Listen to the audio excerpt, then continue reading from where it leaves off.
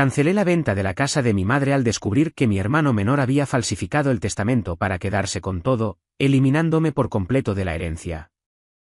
Hoy debería haber sido el día en que firmábamos la venta de la casa familiar. Esa casa que vio a mis padres criar 3 hijos, pasar por una bancarrota y reconstruir su vida desde cero. Esa casa donde mamá murió, sentada en su sillón favorito, con una manta tejida por mi abuela y un libro abierto en su regazo. Hoy, en teoría, era un cierre, literal y emocional. Pero en vez de eso, estoy en mi departamento de mierda en Sacramento, tomando cerveza caliente y escribiendo esto para no hacer una estupidez. Yo tengo 38 años, mi hermano menor, 33. Y mi hermana, la del medio, murió hace 5 años. Cáncer. Lo digo así de crudo porque no tengo energía para edulcorar nada. Desde su muerte, todo entre nosotros cambió. Mi madre, que siempre fue fuerte como una piedra, nunca se recuperó del golpe. Se volvió más callada, más dependiente, pero también más desconfiada. A mí me tocó cargar con muchas cosas que antes se repartían entre los 3. No me quejé. Ella nos crió con nada, sosteniendo trabajos dobles cuando mi papá se largó. Así que si necesitaba que yo manejara desde San Diego cada vez que se sentía sola, lo hacía, sin pensarlo. Mi hermano, en cambio, se distanció. Empezó a construir su vida en su propio mundo. Siempre fue más encantador que yo. Más simpático, más hábil para convencer, para salir airoso. Desde niños tenía esa habilidad, metía la pata y de alguna forma terminaba con otro culpable. El niño de oro. Y yo, el serio. El que se encierra en su mundo. Según él, el amargado. Cuando mamá enfermó, fue sutil. Un día se olvidaba dónde había dejado las llaves. Otro día se le quemaba la comida. Decía que solo estaba cansada. Pero cuando fui a visitarla y encontré una carta del banco avisando de pagos atrasados en la hipoteca, supe que no era solo cansancio. Era el principio del fin. Tomé las riendas. Organicé sus citas. La llevé a exámenes. Diagnóstico, demencia en etapa temprana. No terminal aún, pero sí progresiva. Ahí empezó el caos disfrazado de colaboración familiar. Mi hermano apareció como por arte de magia. De repente, empezó a ayudar. Pasaba más tiempo con ella. Se encargaba de cosas legales. Y como vivía más cerca, empezó a manejar parte de sus cuentas. Yo estaba agotado con mi trabajo como diseñador gráfico freelance, saltando de proyecto en proyecto para pagar la renta. Confié en él. ¿Por qué no lo haría? Es mi hermano. El único que me queda. Mamá murió hace 2 meses, y aunque estaba deteriorada, su muerte nos cayó como un puñetazo en la garganta. Fue rápida. Se durmió y no despertó. Yo me vine en auto desde Sacramento en cuanto me llamaron del hospital. Mi hermano estaba ya ahí, con su cara de niño bueno y los ojos rojos, diciendo que mamá había partido en paz. Los primeros días fueron un torbellino de trámites, condolencias y formalidades. Entre eso, yo ni pensé en revisar nada sobre la herencia. Mamá nunca tuvo mucho. Esa casa era lo único valioso. Nos la dejó a los 2, o eso creía yo. La idea era venderla y repartir. Él mismo lo dijo durante la cena después del entierro. Sería lo mejor, repartir y seguir adelante. Yo, ingenuo, lo creí. Hasta que encontré el correo de la inmobiliaria. No uno dirigido a los 2. No uno en copia. Uno solo a él. Hablando de un avance en la transacción y pidiéndole confirmar fecha de firma. ¿Firma de qué? ¿En qué momento se estaba cerrando una venta? ¿Y por qué no sabía nada? Ahí empezó todo. Revisé los papeles de mamá, abrí su escritorio, y encontré algo que me dejó helado, una copia de un testamento, modificado, con fecha de apenas un mes antes de su muerte, donde dejaba la casa solo a él. Y la firma era una burla. Literalmente, parecía escrita por alguien con la mano dormida. No era la firma firme de mi madre. Era temblorosa, casi infantil, falsa. Me quedé congelado. Mi estómago se retorció como si me hubiera tragado un cubo de hielo entero. ¿Mi hermano falsificó el testamento? ¿De verdad se animó a hacer eso? Lo llamé. No atendió. Fui directo a la casa. Lo encontré con el agente inmobiliario, tomándose un café y bromeando sobre cuánto podrían sacar con una oferta en efectivo. No sé cómo me contuve. Pero algo en mí se rompió. Lo miré y le dije, sin rodeos. ¿Vendiendo la casa sin mí? ¿Con un testamento trucho? No me contestó de inmediato. Se quedó ahí, congelado, como si hubiera visto un fantasma.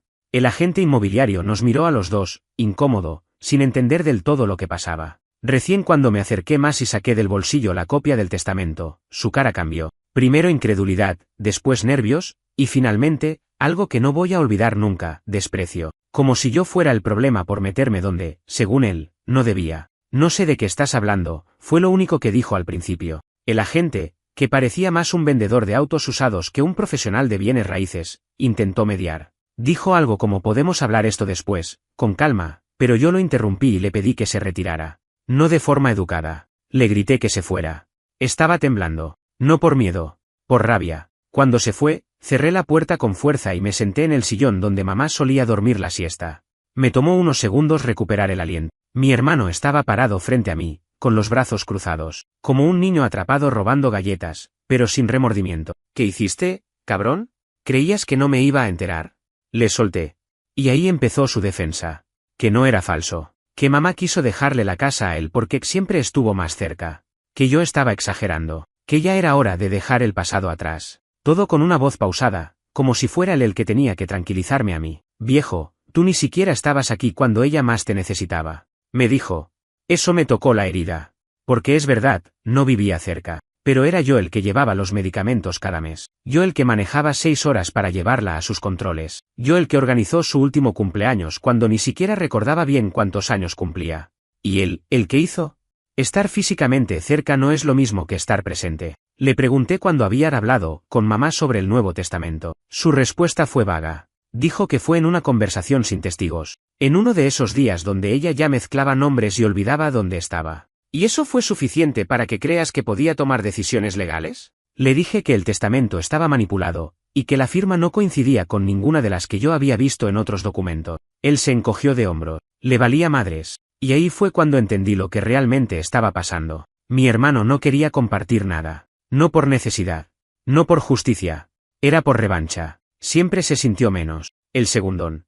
El que vivía bajo mi sombra. Decía que mamá me quería más, que papá me dio más atención, cuando en realidad, papá se largó antes de que él siquiera tuviera recuerdos claros. Ese resentimiento, ese rencor guardado por años, ahora estaba tomando forma a través de una casa. De ladrillos, de concreto, pero sobre todo de historia. De recuerdos que nos pertenecían a los dos. Le dije que no iba a permitir esa venta, que iba a ir hasta el final con eso, que iba a impugnar el testamento, a contratar un abogado forense si era necesario. No sé si pensó que estaba bromeando, pero su respuesta fue escalofriante. Haz lo que quieras, pero esa casa ya es mía. Mamá me la dejó. Punto. Ese punto fue como un golpe en el pecho, porque era su forma de decir que para él, yo ya no era parte de nada, ni de esa casa, ni de esa familia, ni de su vida.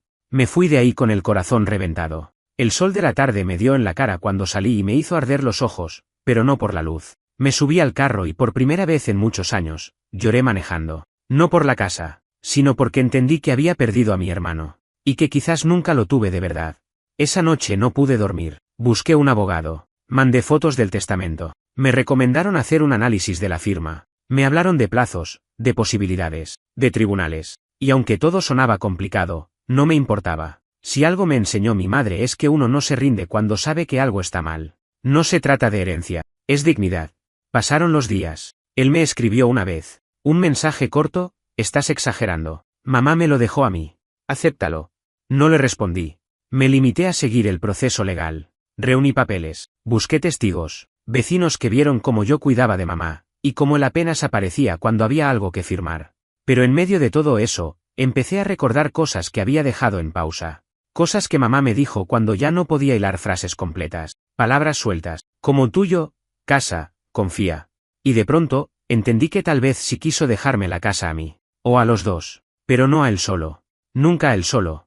El notario era un tipo de unos 50 y tantos, con gafas gruesas, cara de cansado y una voz tan monótona que hasta el abogado bostezó durante la videollamada. Pero lo que dijo bastó para que mi corazón se me fuera al piso. Primero, confirmó que sí, había certificado un testamento firmado por mi madre. Lo recordaba porque fue uno de los pocos que hizo en casa, ya que mi hermano pidió una atención especial dado el estado de salud de mamá. Pero luego vino la parte turbia. Cuando el abogado le preguntó si estaba seguro de que mi madre estaba en condiciones mentales para firmar algo así, dudó. Literalmente se quedó en silencio por unos segundos, luego dijo: no estoy calificado para hacer ese tipo de diagnósticos, yo solo certifico que hay firma y presencia. Ella estaba tranquila, pero sí, parecía, desconectada. Desconectada. Esa palabra me golpeó como un ladrillo. Porque era exacta. En esos últimos meses, mamá tenía momentos lúcidos, pero muchos otros no. Había días que pensaba que mi hermana seguía viva. Otros, no me reconocía hasta que le hablaba por varios minutos. ¿Cómo alguien así puede tomar una decisión legal tan fuerte como cambiar su testamento? Le pedimos al notario una declaración por escrito. Accedió. Tal vez por culpa, tal vez porque algo en él le decía que no había estado bien. Con eso en mano, volvimos al abogado. Ya no se trataba solo de sospechas, teníamos algo. Mientras tanto, mi hermano seguía con su plan. Había avanzado con la inmobiliaria, incluso fijado una fecha tentativa para firmar el contrato con un comprador. El tipo estaba decidido a borrar cualquier rastro de mí en esa historia, como si yo nunca hubiera sido parte de esa casa. Una tarde, volví a entrar. Usé la llave que todavía tenía del portón. La casa estaba vacía, salvo por unas cajas de cartón con cosas que él había sacado de los armarios, papeles viejos, adornos, fotos. Algunas estaban en el suelo, tiradas como basura. Me arrodillé a recogerlas y encontré una que me desarmó. Era mamá, en la cocina, con mi hermana en brazos y yo parado al lado, sin camisa, lleno de pintura en la cara. La parte de atrás de la foto decía, nuestros días más felices, nunca los olvides, y la firma de mamá, con su caligrafía firme, nítida. No esa mierda temblorosa del testamento falso. Me quedé ahí, sentado en el suelo de la cocina, abrazando esa foto como si fuera lo único que me quedaba. Y por un momento, dudé. Dudé si todo esto valía la pena. Si pelear con mi hermano por una casa rota, por recuerdos fracturados, era lo correcto. Pero luego me vi a mí mismo en esa foto, con 6 años, sonriendo sin miedo, sin rencor, sin saber que algún día todo se iría al carajo. Y decidí que ese niño merecía justicia. El abogado presentó el reclamo. Se abrió un proceso para impugnar el testamento. Mi hermano fue notificado. Me llamó. La llamada más fría que he recibido en mi vida. Así que vas a hacer esto, vas a pelearme legalmente. Por la casa. Le respondí con algo que ni yo sabía que tenía dentro. No es por la casa. Es por mamá. Por todo lo que intentas borrar. Colgó.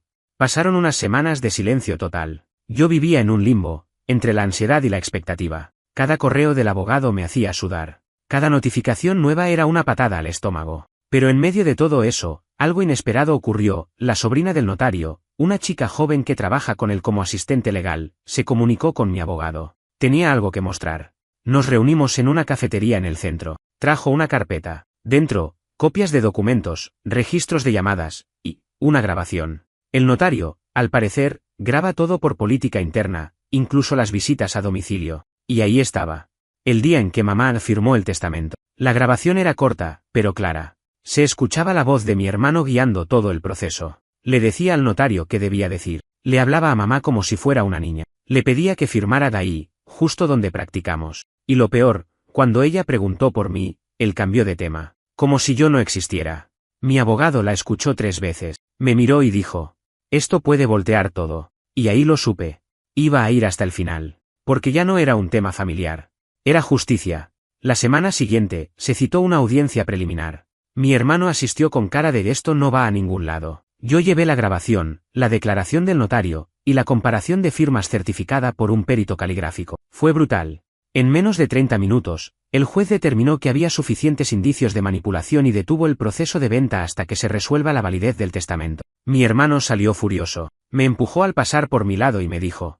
Te voy a arruinar por esto. Lo miré a los ojos, sin miedo, y solo le dije, ya lo hiciste. Pero no más. Después de la audiencia, volví a casa con las manos temblando, aunque había ganado una pequeña batalla. No fue alivio lo que sentí, fue vacío.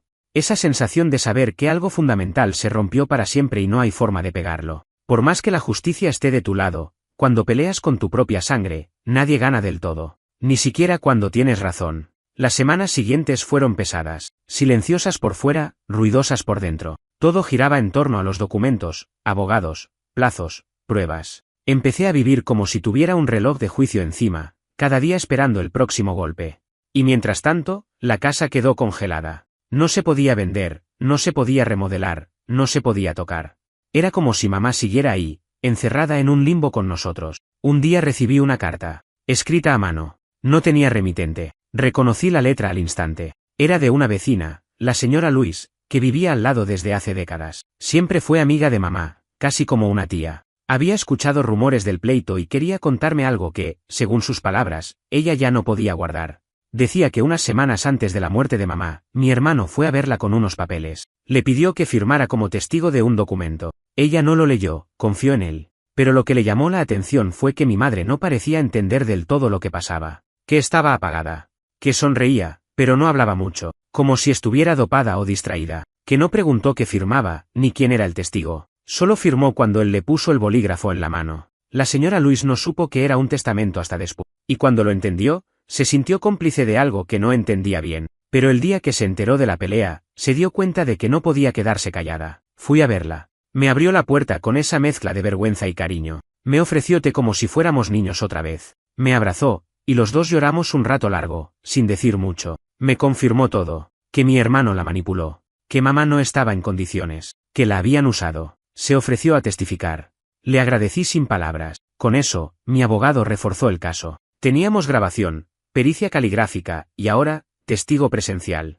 Lo que parecía una lucha de palabras, se estaba volviendo un caso con cuerpo. Mientras tanto, mi hermano empezó a moverse también. Lo supe porque sus redes sociales, que antes eran solo fotos de su perro y su carro nuevo, ahora estaban llenas de indirectas. Publicaba frases como "la envidia destruye familias" o "la verdad siempre sale a la luz". Un día incluso subió una historia frente a la casa, con un texto que decía, "casi es mía". Era como si todo esto fuera un juego para él, como si estuviera más enfocado en ganar que en entender lo que había hecho. Ni una sola vez me llamó para hablar como adulto. No un mensaje, no una disculpa, no un intento de cerrar la herida. Solo más desprecio, más ego, más mierda. Una tarde, me llamó la abogada de mi madre, la que llevó sus papeles durante años, incluso antes de que mi hermano la convenciera de cambiar el testamento. Me dijo que había algo que no entendía. En el archivo del despacho, había un documento que mamá firmó 6 meses antes de morir, dejando instrucciones claras sobre la casa. Decía que debía dividirse entre sus 2 hijos vivos, y que si uno de ellos no la quería, se vendería y repartiría a la mitad. Sin vueltas. Ese documento estaba notariado, registrado, y tenía la firma de ella, clara como el día. Nadie sabía por qué ese testamento no se consideró. Mi abogado dijo que eso podía invalidar el otro automáticamente, al tener fecha anterior y mejor sustentada. Era la pieza final del rompecabezas. Fuimos a la siguiente audiencia con todo eso. Mi hermano apareció con un nuevo abogado, uno más agresivo, más joven, más caro. Intentaron argumentar que mamá cambió de opinión después, que tenía derecho a hacerlo, que su voluntad era clara en el segundo testamento. Pero cuando se presentó la grabación, el testigo, el análisis de firmas y el testamento previo, todo se vino abajo. El juez fue claro. Habría una investigación formal. Y hasta que se resolviera, la casa no se movería ni un centímetro. Peor aún para él, había riesgo de que lo investigaran por falsificación de documentos y manipulación de una persona vulnerable. O sea, posible delito penal. La cara de mi hermano lo dijo todo. Ya no estaba altanero, ya no jugaba al ofendido. Estaba pálido, asustado. Vi el miedo por primera vez, y no sentí placer. Sentí lástima. Después de la audiencia, lo vi afuera del juzgado. Caminaba con los hombros encogidos, como un niño castigado. Lo seguí, sin que me viera. Lo vi meterse en su auto, poner la cabeza sobre el volante y quedarse ahí, quieto. Por un momento, quise acercarme, quise decirle algo, pero no lo hice. Me fui. Esa noche volví a la casa. Entré solo. Caminé por cada habitación. Miré las marcas en la pared donde medíamos nuestra altura. Abrí los cajones de la cocina. Todo seguía igual. Silencioso. Pero por primera vez en mucho tiempo, no sentí enojo. Sentí paz. Como si mamá, desde donde esté, me dijera que ya basta. Que lo importante no es el ladrillo, es la verdad.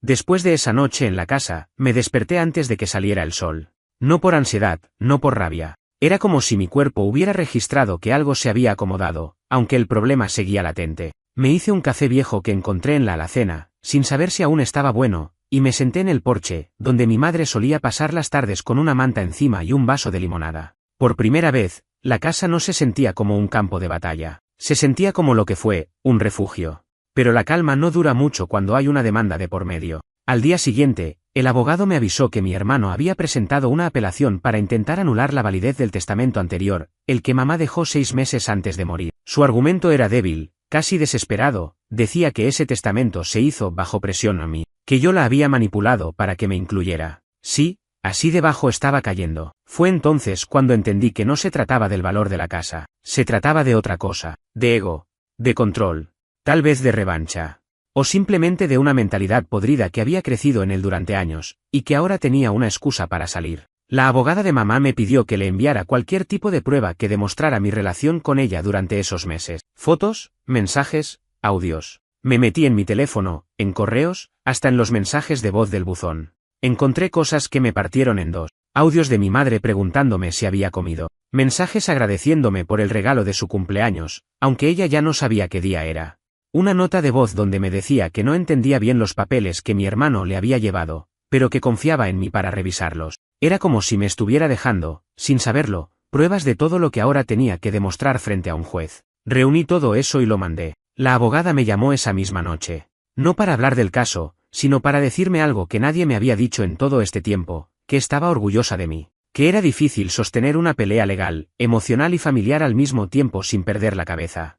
Me quedé mudo, porque no sentía orgullo, sentía cansancio, sentía que todo esto me había robado años que nunca voy a recuperar. A la semana siguiente, recibí una llamada inesperada. Era el abogado de mi hermano. Me hablaba con ese tono protocolar, como si no estuviera metido hasta el cuello en la porquería. Me dijo que su cliente estaba dispuesto a negociar antes de que esto llegara a juicio completo, que podríamos resolverlo fuera de la corte. Traducción, mi hermano sabía que lo tenía perdido. Me ofrecían repartir la casa 60/40 a su favor si yo desistía del proceso. Una especie de trato de paz disfrazado de generosidad. Pero lo que no sabían es que ya no era sobre el porcentaje, ya no era sobre tener más o menos, era sobre limpiar el nombre de mi madre, dejar en claro que no estaba loca, ni manipulada, ni ausente, que no firmó nada con claridad cuando ya no era ella. Rechacé la oferta. Y eso desató otra tormenta. Esa misma tarde, recibí un mensaje de texto de él. El primero en semanas. ¿Vas a joderme la vida solo por una casa? ¿Es eso lo que quieres? No respondí. No iba a entrar en ese juego, pero sí lo compartí con mi abogado, que lo agregó al expediente como prueba del tono manipulador que venía sosteniendo todo este tiempo. A los pocos días, fue citado nuevamente a declarar.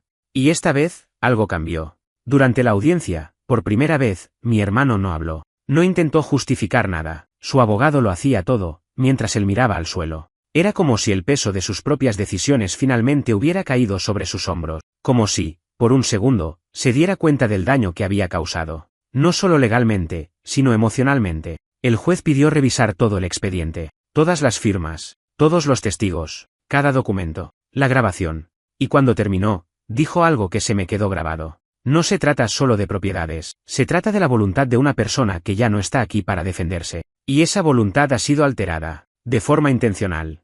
El juicio aún no estaba cerrado, pero esas palabras me dieron un tipo de justicia simbólica que necesitaba desde el primer día. Salí de ahí sin mirar atrás. No vi a mi hermano. No hablé con nadie. Me subí al auto y manejé hasta la casa. Esta vez con una certeza distinta, no iba a permitir que nadie más mancillara ese lugar.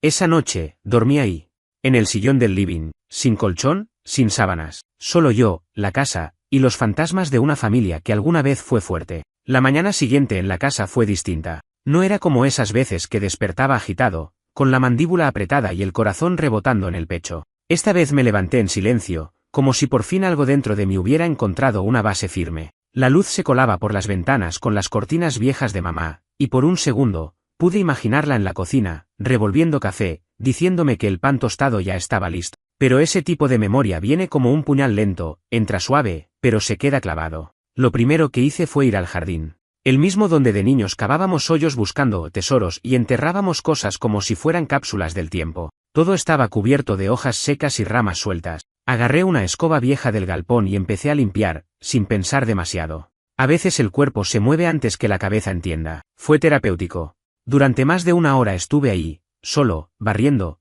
quitando hojas, sacando la maleza que había tragado parte de las flores que mamá cuidaba. Al terminar, me senté en el borde del porche, cubierto de tierra y polvo, y por primera vez en semanas, me reí. Solo, como un loco. No por felicidad.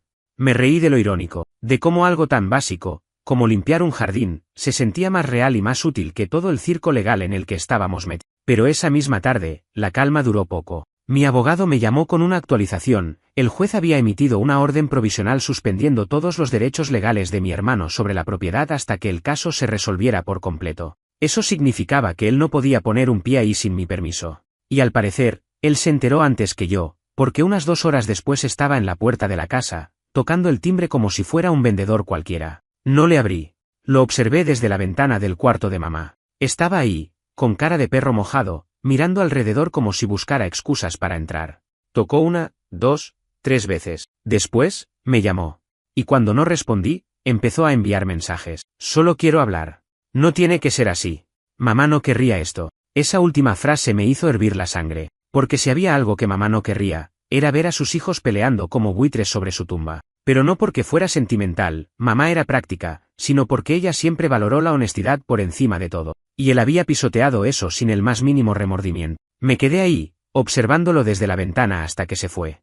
Ni siquiera intentó forzar la entrada. Tal vez porque sabía que ya no tenía nada que hacer ahí. O tal vez porque por fin le cayó la ficha de que esto iba en serio. Después de eso, pasaron algunos días de silencio. La casa se volvió mi base. Empecé a venir seguido, como si tuviera que protegerla. No tenía muebles, salvo algunos viejos que sobrevivieron el desmantelamiento post-muerte. Llevé un colchón inflable y una cafetera barata. Me instalé. Cada noche me acostaba en el suelo del cuarto donde dormíamos los 3 hermanos cuando éramos chicos. Había algo en volver a ese espacio que me ponía en contacto con una versión más limpia de nosotros. Antes del ego, antes de la ambición. Y fue ahí, en esa rutina sin ruido, donde empecé a revisar cosas que había ignorado durante todo el caos, las cajas con los papeles de mamá, su archivo personal, sus cuadernos. Descubrí algo que no esperaba. Un diario, pequeño, de tapas duras, casi nuevo. Empezaba con una entrada escrita a mano con tinta azul. La letra era inconfundible. Era de unos 3 meses antes de su muerte. Decía: hoy desperté y olvidé si era martes o miércoles. Me asusté. Pero luego vino él, con el jugo que me gusta, y me dijo que no me preocupara por nada. Me sentí en paz. Es el único que parece entender lo que estoy viviendo sin tratarme como una niña. No sé si tengo mucho tiempo, pero sé que él va a cuidar esta casa. Y a su hermano, aunque no se hablen mucho. Me quedé helado. Él claramente era yo, porque cada entrada que siguió hablaba de cómo iba a visitarla, de los medicamentos que le llevaba, de cómo le explicaba los papeles con paciencia, de cómo me sentaba con ella a ver las mismas películas una y otra vez. Y sí, también hablaba de mi hermano, pero no como un enemigo. Lo describía como alguien perdido. Alguien que, en sus palabras, a veces no sabe amar bien, pero lo intenta a su manera. Fue una patada emocional al pecho, porque entendí que incluso al final, incluso cuando ella ya no tenía la mente clara, no había odio entre nosotros. Al menos, no desde ella. Había preocupación, dolor, amor confuso, sí. Pero amor. Y eso me desarmó más que cualquier pelea. Tomé ese diario, lo llevé conmigo. Se volvió una especie de amuleto. No lo compartí con nadie, ni con el abogado, ni con amigos. Era solo mío. Era de ella para mí. Días después, hubo una nueva citación judicial. Mi hermano no se presentó. Su abogado lo hizo solo, con una excusa médica vaga y un papel más falso que el testamento que intentaron colar. El juez lo tomó como una señal de falta de compromiso y le advirtió que si no se presentaba en la siguiente, se tomaría una decisión sin su declaración. Estaba huyendo. Tal vez no literalmente, pero sí emocionalmente. Se estaba despegando de la pelea porque ya sabía que había perdido. Y aún así, algo dentro de mí no podía festejar. Porque no hay victoria cuando el que pierde es tu propia sangre. Después de la audiencia fallida donde mi hermano ni siquiera se presentó, hubo un silencio denso. No de esos silencios que traen calma, sino de los que anuncian que algo está por reventar. Como si una tormenta estuviera acumulando fuerza en el cielo y todo estuviera en pausa antes de caer con todo. La abogada me dijo que lo más probable era que el juez falle a favor mío en la próxima sesión si él no se aparecía. Técnicamente, ya no tenía muchas defensas. Pero yo, no me sentía ganador. Me sentía solo. Volver a esa casa todos los días se volvió una especie de penitencia. Aunque dormía allí, vivía con el estómago apretado. Miraba las paredes y no podía evitar ver a mamá caminando por el pasillo, descalza, con la bata de flores, o escuchar en mi cabeza la voz de mi hermana riéndose desde el patio trasero mientras jugábamos. La casa estaba llena de memorias buenas, pero distorsionadas por todo lo que había pasado después. Era como si esas paredes me recordaran, constantemente, todo lo que se había roto entre nosotros. Una noche, mientras revisaba unos papeles viejos, escuché el ruido de un auto frenando frente a la casa. Me asomé por la ventana. Era él. Estaba parado frente al portón, con una mochila en la espalda y la cara demacrada. No tenía la misma soberbia de antes. No llevaba esa expresión de "a mí nadie me toca" con la que había caminado todos estos meses. Estaba pálido, ojeroso, más flaco. Se notaba que estaba hundido en algo. Tal vez culpa, tal vez cansancio. Tal vez miedo de que todo el castillo que construyó con mentiras se le viniera abajo encima. No me moví. Lo vi desde adentro mientras se quedaba ahí, sin tocar el timbre, solo parado. Pasaron 10 minutos, luego 20. Finalmente, se sentó en la vereda. Y ahí se quedó, con la mochila al lado y la cabeza entre las manos. Salí. Caminé hasta el portón, sin abrirlo. Nos miramos. Nadie dijo nada al principio. Era la primera vez en meses que nos veíamos frente a frente sin abogados, sin jueces, sin papeles. Solo nosotros. ¿Puedo pasar?, preguntó. No dije que sí. Tampoco dije que no. Solo abrí el portón, despacio. Entró, y caminó hasta el porche. Se sentó donde mamá solía sentarse. No pidió nada. No se justificó. Solo dijo: la cagué. Fue tan simple, tan directo, que por un segundo pensé que no lo había escuchado bien. No sé en qué momento empecé a pensar que esa casa me la merecía más que tú, continuó. Mamá siempre te quiso más, pero no porque fueras el favorito, porque estabas ahí, de verdad. Yo, solo aparecía cuando me convenía, y lo supe siempre, pero igual me convencí de que podía arreglar todo con una firma. Me senté a su lado, sin mirarlo. No era por la casa, ¿verdad? Me preguntó. Nunca fue por la casa, le respondí. Ahí fue cuando empezó a hablar de verdad. Me contó que todo se le había ido de las manos, que falsificó la firma de mamá porque pensó que nadie lo notaría, que estaba endeudado, que necesitaba vender la casa para tapar huecos que no quería que nadie supiera, que había perdido el trabajo y no quería que lo supiéramos, que tenía miedo, mucho miedo, de fracasar, de quedarse sin nada, de vivir a la sombra. Nunca te lo dije, pero siempre me sentí menos, me confesó. Más tonto, más flojo, más descartable. Después de que papá se fue, tú tomaste el rol que él dejó. Y lo hiciste tan bien que yo no encontré espacio, así que me rendí. Me volví el que flota, el que no molesta, el que sobrevive como puede. Eso me partió. Porque entendí que este conflicto no empezó con la firma del testamento. Viene de años antes, de dinámicas familiares que nunca se resolvieron, de silencios, de roles que nos encajaron a la fuerza. Él, el chico simpático pero irresponsable. Yo, el fuerte pero seco. Y ninguno de los dos sabía cómo salirse de ahí sin romper algo en el camino. Me dijo que iba a retirar la apelación, que se iba a salir del proceso, que no quería ni un centavo de esa casa, que si tenía que firmar algo, lo firmaba, que si había consecuencias legales, las asumiría. Pero no quiero que me odies más, dijo, casi en susurro. No supe qué decir. No sé si lo odio, pero tampoco puedo perdonarlo así, de la nada. No después de todo el desgaste. No después de que casi me arranca lo único que nos quedaba de mamá. Nos quedamos en silencio, horas. Literalmente, nos sentamos ahí mientras el sol se escondía y el frío caía sobre nosotros. Y en algún momento, sin planearlo, sin buscarlo, volvimos a hablar. No del testamento, no de la demanda. Hablamos de mamá. De los domingos con tostadas y mermelada. De cómo ella cantaba mientras limpiaba. De cómo, a pesar de todo, intentó que los tres fuéramos una familia. Y de cómo, quizás, la fallamos a ella más que ella a nosotros. Al final de la noche, se fue. No me pidió que lo dejara quedarse, no me abrazó. Solo me dijo, gracias por escuchar y se perdió en la oscuridad. Unos días después de aquella conversación en el porche, el silencio volvió. No como un castigo, sino como un espacio necesario. Mi hermano no volvió a aparecer. No llamó, no escribió, no tocó la puerta. Y yo tampoco lo busqué. Habíamos dicho todo lo que se podía decir. Lo que sobraba era tiempo para digerirlo. Para ver si esas palabras se convertían en algo real, o si habían sido solo un intento desesperado de cerrar una herida sin coserla bien. El juicio seguía en pie, pero algo había cambiado. La abogada me informó que su representante legal había entregado una renuncia formal al caso. Sin apelaciones, sin negociaciones. Simplemente se retiraron. En lo legal, eso significaba que mi hermano ya no reclamaba ningún derecho sobre la casa. El proceso se cerró en menos de 2 semanas. El juez falló a mi favor sin ceremonia, sin discurso, solo un documento con una firma oficial que decía lo que ya sabía en el fondo, la casa era mía. Debería haber sentido alivio, o triunfo, pero lo que sentí fue una especie de vacío raro, como cuando se termina una pelea tan larga que te olvidaste por qué empezó. Me senté en el piso del cuarto donde dormíamos de niños, con el documento en la mano, y me di cuenta de que ya no se trataba de ganar o perder, se trataba de lo que viene después. Durante los siguientes días, empecé a limpiar la casa de verdad. No solo sacar el polvo o las cajas viejas. Empecé a tomar decisiones. Algunas cosas las doné. Otras las guardé.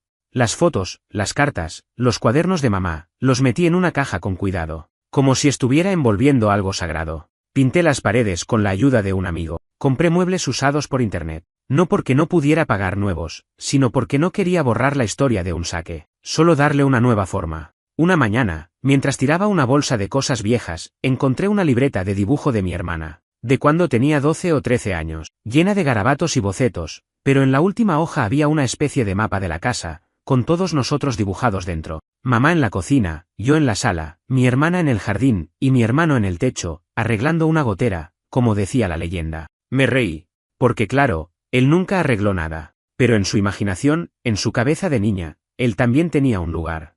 Y eso me hizo pensar. Una semana después del cierre del juicio, lo llamé. No para pelear. No para restregarle nada. Solo para decirle que la casa ya era legalmente mía, pero que no iba a venderla. Que no la iba a convertir en un Airbnb ni en un bien más para mostrar en redes. Que iba a vivir ahí un tiempo. que necesitaba estar en ese lugar porque, por más mierda que se haya cruzado entre nosotros, era lo único real que quedaba de la familia que fuimos. Él no dijo mucho, solo que entendía, que no esperaba nada, y que, si algún día necesitaba ayuda con algo de la casa, podía llamarlo. No sé si lo haré. No sé si alguna vez podremos volver a tener una relación como hermanos. A lo mejor ese daño no se repara nunca. Pero ese día, después de colgar, salí al porche, me senté en el mismo lugar donde mamá tomaba su café cada mañana, y entendí que no todo tiene que terminar perfecto. A veces, solo basta con que termine con la verdad sobre la mesa.